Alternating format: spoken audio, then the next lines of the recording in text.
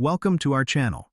If you have discovered unauthorized charges on your state tax account and need to report them to the state tax agency, follow these step-by-step instructions to protect your account. Step 1. Gather all documentation related to the unauthorized charges, including receipts, bank statements, and tax account statements. Step 2. Visit your state tax agency's official website and locate the Fraud Reporting or Identity Theft section. Step 3.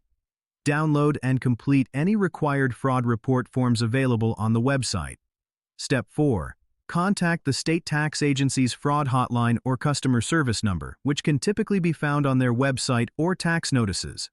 Step 5. Explain the situation to the representative and provide all relevant details about the unauthorized charges. Step 6. Follow their instructions to submit your fraud report, which may require mailing or uploading supporting documents.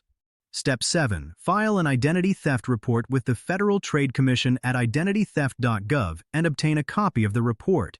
Step 8. Submit the FTC identity theft report to the state tax agency as additional evidence. Step 9. Monitor your tax account regularly for any suspicious activity and follow up with the agency on the status of your fraud report. Don't forget to like this video and subscribe to our channel.